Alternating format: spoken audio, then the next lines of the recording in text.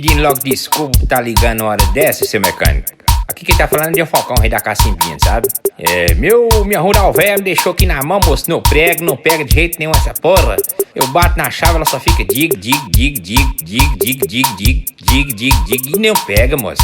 Dá uma solução aí, pelo amor de Deus. Ou ele dá tchum, pra pegar, ou ele faz tchum, e não pega, tchum, João Anderson Divulgações, o moral da divulgação. E não pega, tac, e não pega, tac, e não pega, tac, e não pega, tac, e não pega. Eu acho que eu entendi mais ou menos, sabe? Mas repete aí pra eu ver. Ou ele dá tchum, pra pegar, ou ele faz tchum, e não pega, tchum, e não pega, tchum, e não pega, tchum. Ah, é assim, né? Tá, e não pega, tá, e não pega, tá, e não pega, tá, e não pega. Agora esse diga aí você não tá entendendo não, você tem de me explicar direitinho. Pois é, meu filho, não aguento mais gastar com esse carro velho não.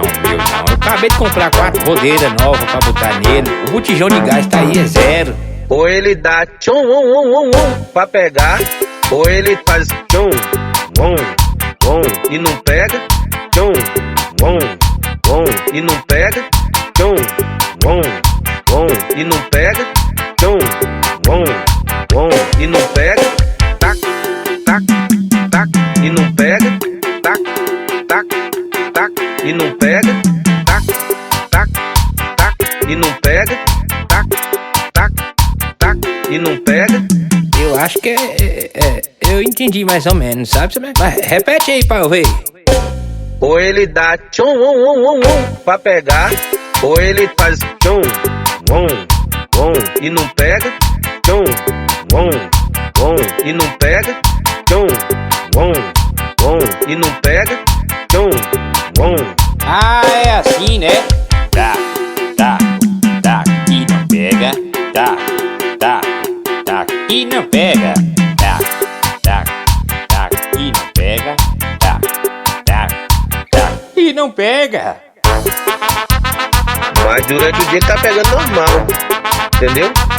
O que eu tava resolvendo nele foi mais um barulho. Só não gasto mais com esse carro porque ele é isento, o documento já não paga mais não, né? Pela idade, né? Tu é doido, moço.